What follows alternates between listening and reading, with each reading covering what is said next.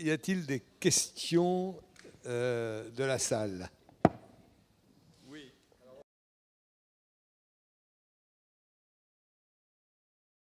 Les transhumanistes envisagent quand même qu'on cesse bientôt de parler en termes d'hommes et de femmes, parce que le cyborg qu'on envisage, il est le dépassement même de l'opposition des sexes et de la question des genres. Vous avez une féministe américaine, grande féministe américaine, Donna Haraway, qui dès 1986 a écrit un livre qui s'appelle Le Manifeste Cyborg, que je vous encourage à lire, et qui est la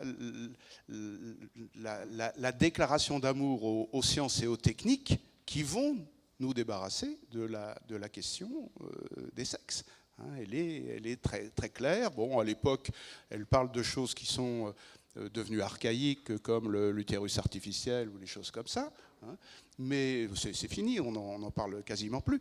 Mais en tout cas, cette fusion de l'homme avec la machine va se faire évidemment au détriment de l'opposition des sexes.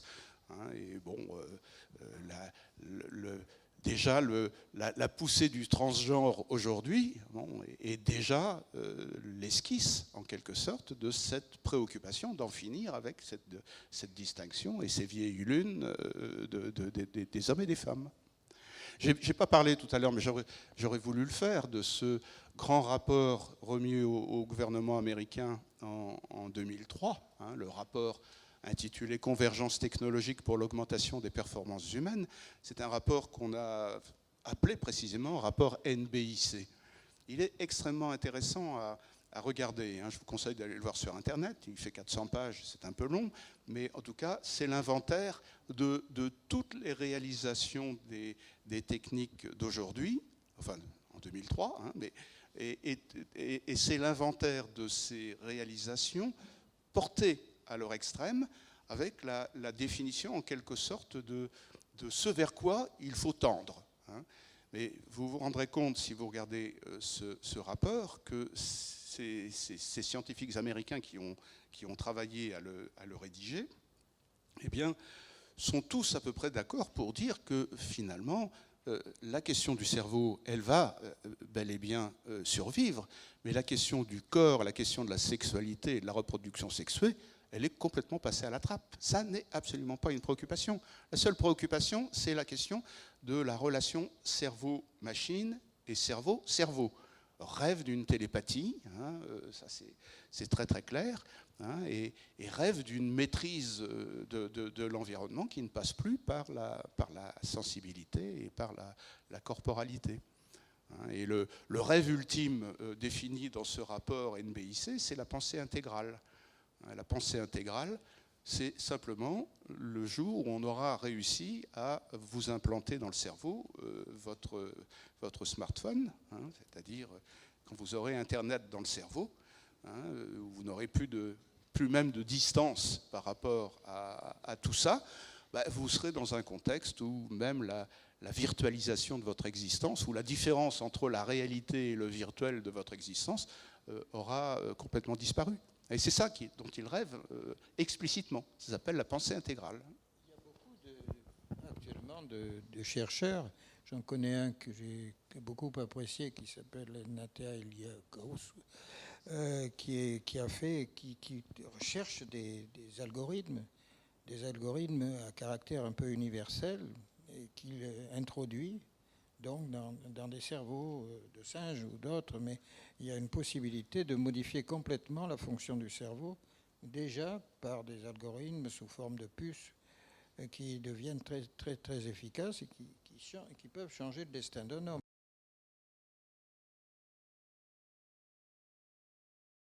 Jean-Didier l'a dit tout à l'heure, ils s'en moquent un peu de la religion. C'est eux la nouvelle religion. Et c'est d'ailleurs pourquoi les chrétiens en France sont souvent préoccupés par le transhumanisme, parce qu'ils voient dans les transhumanistes des gens qui leur confisquent la question du salut. Puisque, au fond, quand on dit que c'est les sciences et les techniques qui vont réaliser le salut de l'humain, là, le christianisme a l'impression qu'on lui a volé quelque chose. Pour essayer de vous répondre, parce que c'est une grande question que celle que vous posez. Moi, je ne connais pas personnellement d'esprit religieux chez les transhumanistes. Enfin, je ne connais pas tous les transhumanistes non plus. Même si quelquefois ils vont chercher le jésuite Teilhard de Chardin pour leur rhétorique, c'est évidemment pas pour défendre l'image d'un Dieu transcendant, créateur du monde, parce que ça, c'est même pas chez Teilhard de Chardin d'ailleurs. Il y a pas, Teilhard de Chardin n'est pas sur ces bases-là. Alors s'il y a une religion chez les transhumanistes, c'est une religion de la totalité. C'est une religion du grand tout. Et c'est la raison pour laquelle ils se sentent davantage d'acquaintance avec le bouddhisme, qui est une spiritualité sans Dieu.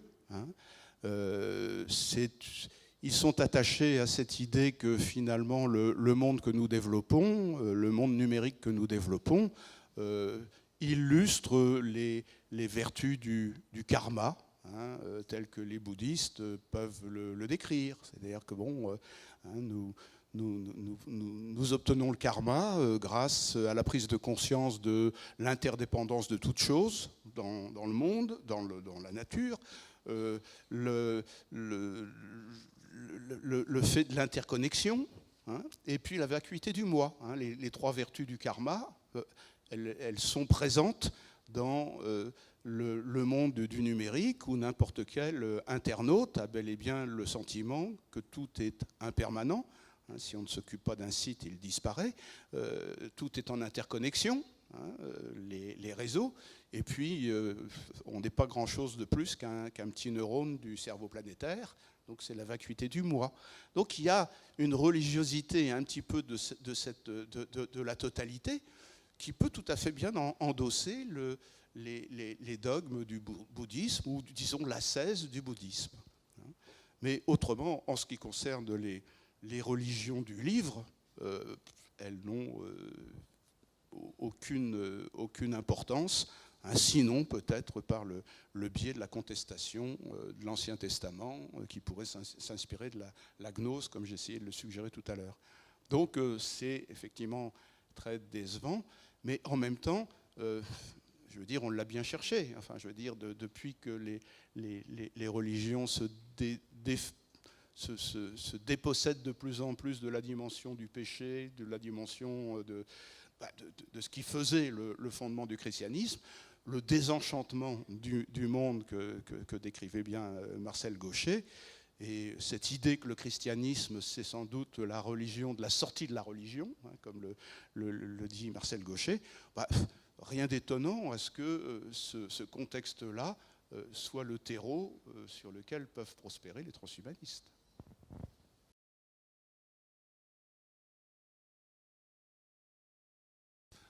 Écoutez, moi je veux bien dire un mot, effectivement, qu'il devrait y avoir un encadrement. Je crois que le Comité national d'éthique s'est prononcé sur la question du boostage intellectuel. Et il y a eu des prises de position en France, un petit peu partout, contre l'entreprise d'eugénisme intellectuel que les Chinois prétendent mettre en place. Et pour l'instant, l'encadrement, il est au niveau des avis, et les avis qui ne sont jamais que consultatifs, des comités d'éthique. Il n'y a pas encore la structure politique ni le pouvoir qui permettrait sinon de réprimer, du moins de bloquer ce genre de tentative. C'est comme le droit international. Le droit international, c'est encore une idée, parce qu'on a beau avoir des cours ou autres, malgré tout, on est encore loin du compte en matière d'encadrement proprement dit. Effectivement, Jean-Didier et moi, on a été pendant 8 ans à peu près dans un comité d'éthique ensemble, dans 2 comités d'éthique, on en a fait pas mal. Mais ce qui m'a toujours surpris, c'est la manière dont les politiques conçoivent l'éthique. J'ai été 3 ans au ministère de la Recherche et j'étais en charge à l'époque de l'organisation du fameux débat sur les nanotechnologies, débat qui a complètement foiré. Vous savez, il devait y avoir des débats dans 17 villes de France, bon, tout ça a été parasité, etc. Ouais. Et donc, bon, mais j'ai été de ceux qui, au sein du ministère, essayaient de signaler à la ministre de l'époque, Valérie Pécresse, que ce débat ne pouvait pas être apparenté à un débat de réflexion éthique, alors même qu'on le prétendait. Parce que l'éthique qu'on mettait en place à l'époque consistait essentiellement à confronter les gens de la société civile, vous et moi, à des experts. L'éthique était pensée simplement comme l'évaluation des risques et des avantages des nanotechnologies. C'était ça, l'éthique des nanos pour les politiques. Évaluation des risques et des avantages. Et il y a un peu partout cette idée que voilà, une réflexion éthique, c'est ça. Bon. Alors que c'est pas ça. Enfin, c'est pas ça, en tout cas pour moi, qui suis un petit peu philosophe. L'éthique, c'est d'abord et avant tout la question de savoir comment bien vivre. Comment bien vivre individuellement et collectivement. Et la question du bien vivre ne se réduit évidemment pas à la question des risques et des avantages. Et aujourd'hui, bon, c'est là où on manque complètement de profondeur. Les technologies doivent nous poser la question de savoir est-ce qu'elles correspondent à des idéaux de bien vivre, hein, tout simplement. Et poser la question dans ces termes-là, c'est assez incongru, hein, du point de vue même des comités d'éthique, hein, qui sont mandatés par des présidences d'organismes de recherche, etc., où on se contente simplement d'avoir deux colonnes. Les nanotechnologies, elles sont bonnes là, elles ne sont pas bonnes là. On fait la part des choses, on applique une éthique dite de la conséquence, conséquentialiste, et puis ça suffit. C'est ça, moi, qui me préoccupe le plus, c'est que les citoyens que nous sommes, hein, ne soient pas capables d'objecter aux politiques que la vraie préoccupation, c'est la question de savoir comment bien vivre. Hein, et que c'est une question compliquée, mais c'est à l'aune de cette question-là qu'on devrait examiner les technologies, hein, et les technologies qui nous envahissent et qu'on nous impose, hein, qu'on ne négocie pas, et non pas le contraire, hein, dire voilà, on a des technologies qui sont non seulement anodines sans danger, mais qui vont vous permettre d'avoir 30 ans d'existence de plus, ou etc. etc. Bon, si on pose la question dans l'autre sens, oui, 30 ans de plus, oui, pourquoi faire, dans quelles conditions, qu'est-ce que ça change au niveau de la filiation, enfin, etc. C'est une toute autre question et que malheureusement, on n'arrive pas à imposer aux gens qui nous gouvernent.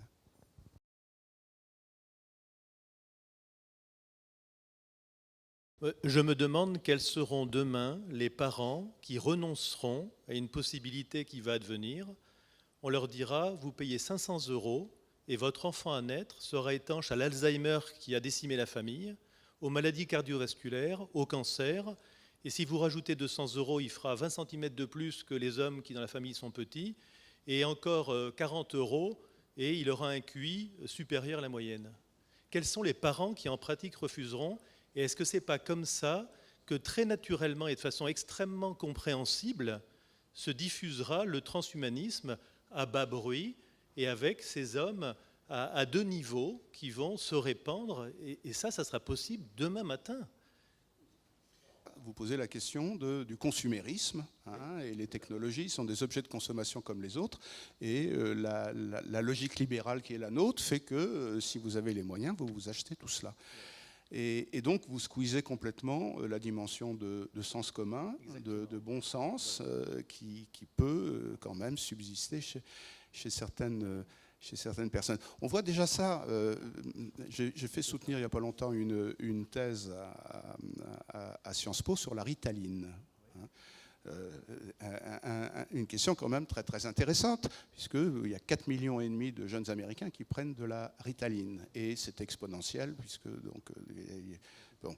Et c'est extrêmement intéressant à creuser cette question, parce qu'elle pose effectivement la question de l'éducation, c'est-à-dire vous avez au moins 4,5 millions de familles au sein desquelles on considère que l'éducation passe par les neurosciences, et non plus par le dialogue, et non plus par la démarche éducative qu'on connaît.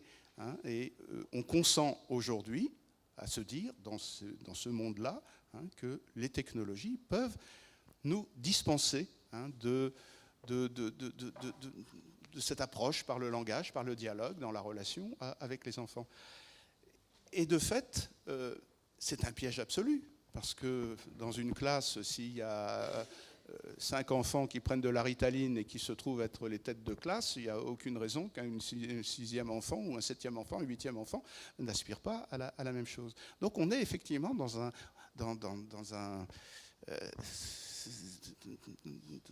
un tourniquet dont on ne sait pas comment se retirer. Hein. Moi, j'ai eu une thèse un petit peu générale que j'essaie de faire passer au maximum, qui consiste à dire que le monde des technologies que nous développons, qui est basé essentiellement sur le numérique, est un monde qui nous dépossède de ce qui fait de nous des humains. Qu'est-ce qui fait de nous des humains? Qu'est-ce qui fait que nous ne sommes pas des animaux et que nous ne sommes pas des machines? C'est que nous avons une fonction que les philosophes ont appelée la fonction symbolique, qui consiste d'abord dans le fait que nous avons le langage. Et que le langage, c'est un instrument, si je peux l'appeler comme ça, qui nous permet de prendre des distances par rapport aux choses. Le langage, c'est ce qui nous permet de dire ce qui n'est pas. C'est ce qui nous permet de mentir. C'est ce qui nous permet de séduire. C'est ce qui nous permet de ne pas coller aux choses. Ça, c'est la première chose, la fonction symbolique. La deuxième chose, nous avons une fonction symbolique qui nous permet d'aller à l'encontre des automatismes. Nous sommes pour une part des êtres d'instinct, puisque nous sommes pour une part animale, mais notre intelligence, c'est précisément ce qui nous permet de couper court à l'instinct. Ça s'appelle la réflexion, ça s'appelle... Bon, là aussi, c'est une prise de distance par rapport à l'immédiateté qui colle à l'animal. Et nous avons une troisième vertu dans cette fonction symbolique, c'est que nous sommes capables de désintéressement. Nous sommes capables d'inutilité. Nous sommes capables de jouer, nous sommes capables de faire des choses qui ne servent à rien. Eh bien, si vous faites le compte, la culture numérique que nous développons balaie ces trois choses. Le langage est malmené et transformé en signaux, système de signaux. La communication qu'on nous balance sans arrêt ne nous permet plus de nous en abstraire. Hein. Et puis, tout est effectivement instrumentalisable, opérationnalisable, et donc on n'est plus dans la possibilité dans la distance. Donc ce qui est au cœur de l'humanité est précisément ce qui se trouve de plus en plus déstructuré dans la culture du numérique. Regardez ce qu'on fait ce soir, déjà. Qu'est-ce qu'on peut faire? Alors, bon, il y a des petites... Dans un contexte de mondialisation, les micro-actions sont sûrement ce qu'il faut faire le plus. Alors, quelles micro-actions chacun d'entre nous peut faire pour éviter cela, pour retrouver une espèce de sobriété technologique, pour remettre les machines à leur place? Comment on peut faire? On doit pouvoir le faire. Alors vous pouvez être militant. Moi, par exemple, je milite pour créer des associations qui refusent les serveurs vocaux dans les administrations publiques. Bon, voilà. Hein, vous voyez, c'est pas grand-chose. C'est pas grand-chose. Mais pour moi, c'est symbolique. C'est symbolique. C'est une manière de défendre le langage, de défendre la communication, etc. C'est pas grand-chose.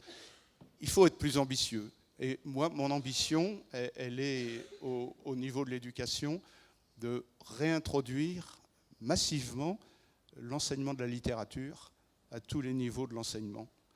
La littérature, parce que seule la littérature peut nous donner une image de l'humanité en ce cas-là de compliqué, c'est-à-dire de non réductible à la simplification que les machines nous imposent de plus en plus. Et ça, je crois beaucoup dans ce défi-là, hein, de restaurer le goût pour la littérature au niveau de l'enseignement. Je crois que là, on est sur une pente un peu dangereuse. On oublie que l'homme est un animal, oui, il a une animalité, un point d'animalité, mais c'est un animal social extrême, comme disait un de mes amis. C'est-à-dire qu'un homme au singulier, ça n'existe pas. Un homme seul, ça fera un autiste, ça fera tout ce que vous voudrez. S'il n'y a pas de communication, rien ne passe, l'homme ne se fait pas. Et si l'homme n'est pas au contact avec un autre homme, s'il n'y a pas justement ce facteur d'empathie, moi j'appelais plutôt, j'oublie le terme que j'ai utilisé, mais c'est plutôt la compassion entre les êtres qui est le fondement même d'une société. Et toutes ces sociétés qui se respectent doivent reposer sur la communication avec l'autre.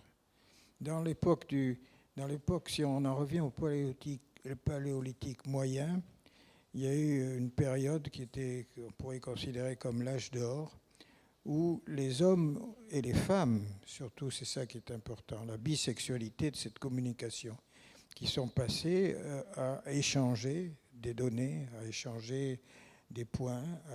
On sait aujourd'hui que les femmes ont participé à la construction, à la SCO, à d'autres. Elles ont participé à ce travail. Donc elles partagent avec l'homme la fonction symbolique, et ce symbolisme partagé est à la disposition d'une communauté. Et le terme de communauté a été associé au meilleur moment de l'humanité. Je suis donc tout à fait... Je n'oserais pas dire que je prônerais la communion des saints, mais en tout cas pour amener quelque chose de religieux. Mais de toute façon, sans échange, sans une métaphysique de l'acte, une métaphysique de l'action partagée, on trouve ça encore en Afrique du Sud. On le trouvait quand il n'avait pas été corrompu chez les Pygmées, où on ne peut rien faire dans la société si on n'est pas à plusieurs et en collaboration. C'est aussi ça la morale anarchiste. Les anarchistes, je ne veux pas prôner pour ma paroisse, mais c'est vrai que ça repose sur la solidarité. Ce sont des vertus très simples, mais qui peuvent s'éduquer très simplement dans une société qui pratique justement la solidarité avec l'autre, l'entraide. Ce sont des beaux titres qu'a employé Kropotkin sur la découverte du pain, toutes ces choses-là. C'est vraiment cette communion qu'il y a entre les êtres. Alors je n'irai pas jusqu'à la communion des saints pour ceux qui savent ce dont il s'agit, mais qui est pour le moment un des ressorts de l'immortalité. C'est-à-dire que l'immortalité, c'est peut-être ce qui survit de vous dans la mémoire des autres, de ceux que vous avez aimés. Donc il y a toutes ces choses-là qui font un peu blabla, qui font un peu cucu, mais je crois qu'en fait, c'est de ce côté-là, de ce côté de l'amour, de la présence de l'amour, qu'on pourra retenir une certaine force de frappe dans la société à venir pour qu'elle soit convenable et acceptable. Je pense que ça peut être une superbe conclusion à ce débat. Voilà. Merci de votre attention et merci surtout aux conférenciers.